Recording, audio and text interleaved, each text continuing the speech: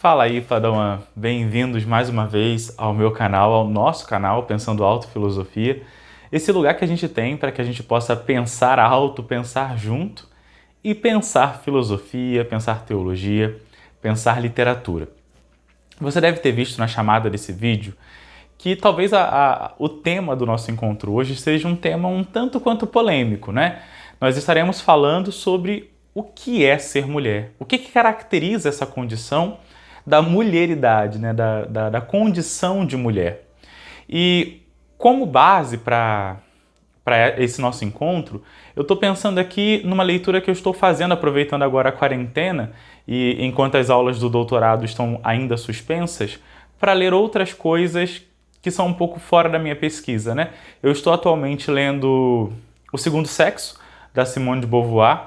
Dessa vez eu não vou conseguir mostrar para você a capa do livro e a editora, porque eu estou lendo no Kindle, não é? Eu estou fazendo a leitura da edição comemorativa que veio para o Brasil, que saiu no Brasil, da editora Nova Fronteira.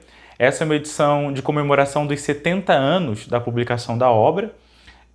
E aí tá aqui, ó, no Kindle. O Kindle está sendo meu grande companheiro nessa quarentena, né? Eu terminei de ler o conto da Aya, de reler os contos da Aya na semana passada. E aí, já que eu estava nessa pegada um pouco de refletir sobre a condição do ser mulher, eu decidi retomar a leitura do Segundo Sexo, que era um livro que eu estava ansioso para retomar, visto que eu acho que eu estudei esse livro quando ainda estava na primeira graduação, levando em consideração que eu terminei a primeira faculdade ali no entorno de 2010, então já faz um tempinho que eu não voltava para o texto da Simone de modo integral, para lê-lo inteiro. Só que, infelizmente, na época que eu li na faculdade, eu li a edição que tinha na biblioteca da faculdade. E agora eu estou lendo a edição que eu comprei aqui para o Kindle. Se a editora Nova Fronteira quiser enviar para mim o box do Segundo Sexo, eu estou aceitando, tá certo? Esse vídeo não está sendo patrocinado pela Nova Fronteira, mas se você tem interesse na obra da Simone, eu super recomendo que você possa também adquirir esse box, porque a tradução está muito boa, a escrita está muito bem conservada e as ideias da Simone estão muito preservadas. Esse não é um vídeo aula, não é uma videoaula, não é um vídeo que tem a pretensão de ser um vídeo de aula. Eu só queria partilhar com vocês algumas impressões da leitura até agora. Se você tiver interesse que eu faça uma resenha, né, desse livro inteiro aqui no canal, escreve aqui nos comentários e eu posso preparar essa resenha para a gente poder discutir. Eu estou relendo esse livro também porque eu pretendo escrever um artigo que eu vou publicar até dia 30, falando sobre tecnologias e gênero. E, enfim, é um pouco isso. Agora, sem mais delongas, vamos ao que interessa, que é discutir justamente essa questão que a Simone coloca, que é o que é ser mulher. E para chegar a essa discussão, eu queria ler com vocês um fragmento que a Simone apresenta para nós logo na introdução do livro, tá? Lá no tomo 1, no primeiro volume, né? A Simone, na introdução, ela diz o seguinte: mas antes de mais nada, o que é uma mulher? Tota mulier in utero. É uma matriz? Diz alguém. Entretanto, falando de certas mulheres, os conhecedores declaram: não são mulheres, embora tenham um útero como as outras. Todo mundo concorda que há fêmeas na espécie humana. Constituem hoje, como outrora, mais ou menos a metade da humanidade. E, contudo, dizem-nos que a feminilidade corre perigo. Exortam-nos: sejam mulheres, permaneçam mulheres. Tornem-se mulheres. E esse fragmento ele é bem interessante para nós, porque ele nos coloca diante de uma perspectiva que é uma perspectiva perturbadora. E que é uma perspectiva que a própria Simone inaugura aqui na sua obra, já na introdução, antes mesmo de começar a falar sobre o destino da mulher, né, sobre a condição do destino da mulher e fazer uma análise biológica desse destino. A Simone apresenta para nós que a própria pergunta, o que é uma mulher, é uma pergunta densa, tensa, problemática e que envolve desafios. Porque olha que coisa interessante, a gente não pergunta o que é o homem. A pergunta, que coisa é o homem, é uma pergunta que não é posta, é uma pergunta que não é dada. simplesmente porque a noção de homem, a noção de ser homem, a construção de ser homem, é uma construção que quase que naturalmente é posta por nós e para nós, sem que nós questionemos, né? O homem é o normal, o homem é o determinante. A mulher surge, na perspectiva do Ocidente, mas também das outras culturas, como aquela que é relativa ao homem. Isso fica muito evidente, por exemplo, na construção da narrativa judaico-cristã. A gente precisa lembrar que lá no livro de Gênesis, tanto no relato da criação do capítulo 1, como no relato da criação do capítulo 2, a mulher ela aparece depois do homem em relação ao homem, né? Mas além disso, a noção de feminilidade aparece como sempre o outro, né? A outra, né? Em relação ao homem. Eu não vou entrar aqui numa polêmica, que é uma polêmica mais minha do que propriamente da Simone. Porque a Simone ela começa o livro citando Emmanuel Levinas, que é justamente o autor que eu estudo. E ela faz uma citação, uma nota de rodapé, citando literalmente o Levinas, no momento em que o Levinas está classificando a condição da mulher como o outro em relação ao homem. E aí a Simone ela vai estabelecer ao longo de toda a obra uma crítica a essa posição do Levinas, criticando a noção de alteridade, porque então a normatividade ou a condição primeira estaria posta pelo homem. Eu tenho uma série de discussões acerca disso. Eu acho que a interpretação que a Simone fez do Levinas é uma interpretação circunscrita, né? Ela pegou um fragmento sem considerar a obra toda. Eu não vou entrar nesse mérito, mas eu queria que a gente pudesse pensar na categoria da alteridade, não na perspectiva levinasiana, porque eu acho que aí daria errado e não é a proposta desse vídeo, nem propriamente falando, é a leitura mais correta que a Simone fez do Levinas. Mas eu queria que a gente pudesse pensar na categoria do outro como a categoria daquele que, na nossa sociedade, é visto como a não pessoa, como a não gente, como aquele que precisa o tempo todo ser legitimado e receber o seu ser de alguém. É muito interessante porque a nossa sociedade ela é construída a partir de polos, né? E a gente poderia pensar um pouco no Foucault, de polos de poder. O que eu quero dizer com isso? Existe uma instância que, por deter o poder, por possuir o poder, essa instância também constrói e determina as verdades e os saberes que circulam na sociedade. Obviamente, nas redes de poder ao longo da história, essas instâncias foram mudando, não é? Ela já foi atribuída a sacerdotes, ela já foi atribuída a profetas, ela já foi atribuída a reis, a monarcas, a consanguinidade. Hoje, para muitas pessoas, ela é atribuída à ciência. E no Brasil, ultimamente, ela tem sido atribuída a coisas muito, muito equivocadas, mas não vamos entrar nesse mérito. Mas existem focos de verdade que se legitimam e se estabelecem a partir da lógica do poder. E é muito interessante porque quem está no poder só dá existência, só determina a existência positiva àqueles que lhe são semelhantes, àqueles que lhe são iguais. O Levinas vai chamar isso de a lógica do mesmo, onde quem determina a verdade, quem determina a razoabilidade da verdade, determina também as normas, as normatizações e as normalidades. Dentro dessa perspectiva, a Simone aponta que a história do Ocidente e a história da humanidade, ela tem como característica principal essa determinação partindo sempre do macho, partindo sempre do homem, não é? E que nessa perspectiva, a mulher vai ser sempre vista como o correlato, como o negativo, como a alteridade, mas ao mesmo tempo sempre vista também como uma ameaça, sempre vista também como algo que precisa ser regulado e como algo que precisa ser o tempo todo adjetivado, substantivado, sujeitado pelas lógicas do poder daquele que detém o discurso. E isso é muito interessante porque essa leitura que a Simone faz especificamente da condição da feminilidade ou da condição da mulher, não é apenas uma leitura que deve ser atribuída apenas à condição da mulher. Como você sabe, o foco da minha pesquisa na pós-graduação, da minha dissertação do mestrado e da minha tese do doutorado é a genealogia dos preconceitos, né? Então eu estudo a resposta ética aos preconceitos. E lendo a Simone, é claro que eu estou pensando a mulher, estou pensando a condição da mulher, a condição de sujeição que a mulher passou na história da humanidade, Mas isso me faz pensar também em tantos outros corpos, em tantas outras existências humanas que não são legitimadas, que não são reconhecidas no seu modo de ser, simplesmente por não atenderem às expectativas dessa classe que está dominando. E aí a Simone, vou fazer um resumo bem breve, tá?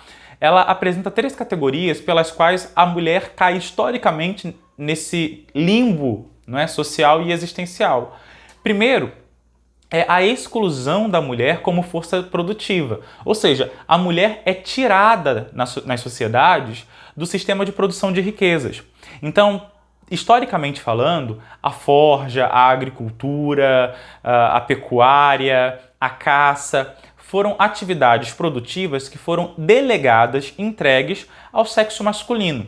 E uma vez que a mulher não participa das atividades produtivas, isso significa que, socialmente falando, ela também não participa da produção de valor. Se ela não participa da produção de valor, isso faz com que a condição da fêmea humana, a condição da mulher, seja também vista como uma condição desvalorada, uma condição sem valor.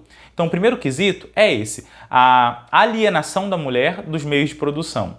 Uma outra questão que chama a atenção na obra da Simone, pelo menos até aqui onde eu estou relendo, é o fato de que a mulher é enclausurada no ambiente doméstico. Não é? Uma vez que a mulher é entendida como a não produtiva, uma vez que a mulher é entendida como aquela que não tem valor em si mesmo, e que o valor da mulher está ligado à conservação da espécie, então a capacidade de valorar a mulher está ligada à possibilidade que a mulher tem de servir a espécie pela procriação, a mulher é alocada, ela é trancada, ela é enclausurada no ambiente doméstico. E aí tem uma dupla dimensão de poder que se estabelece.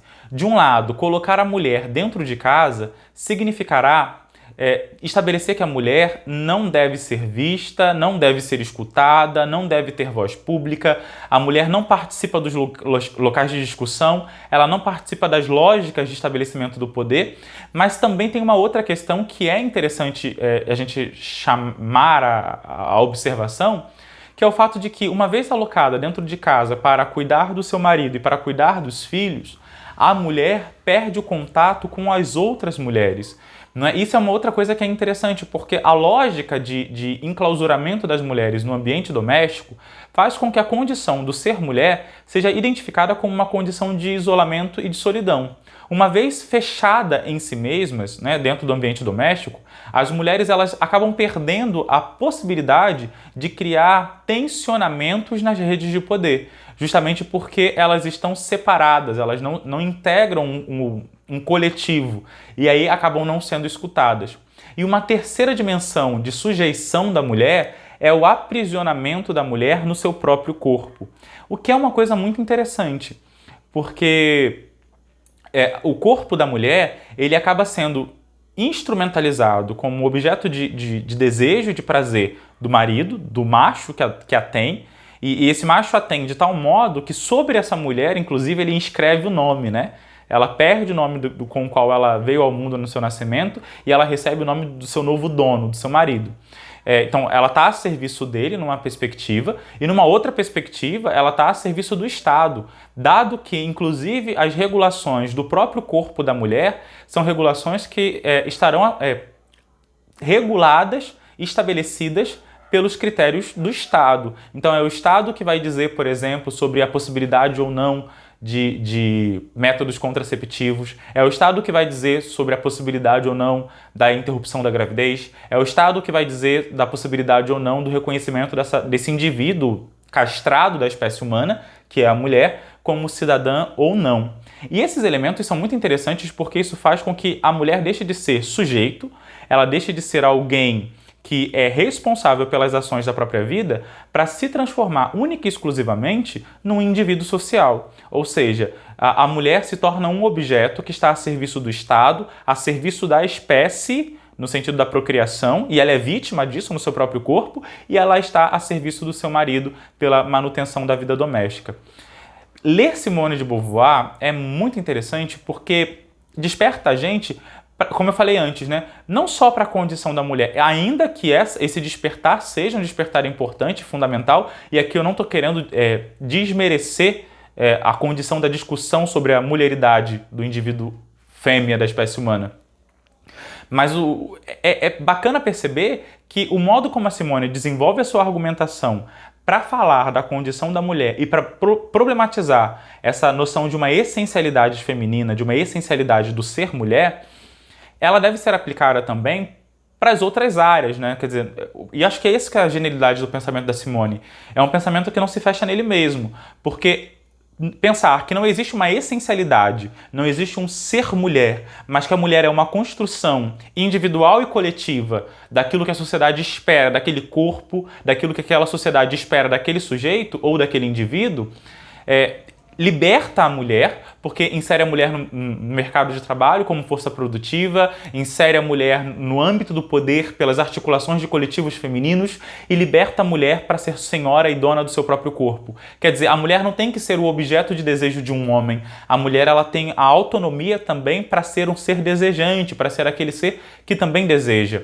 E isso liberta a mulher também por uma série de outras características, né? Eu sempre chamei a atenção dos meus alunos para o fato de que, por exemplo, vejam agora, eu estou gravando esse vídeo aqui falando com você completamente à vontade, porque está um calor terrível aqui no Rio de Janeiro. E eu estou de camiseta, e está de boa, e eu sou homem, e está tranquilo.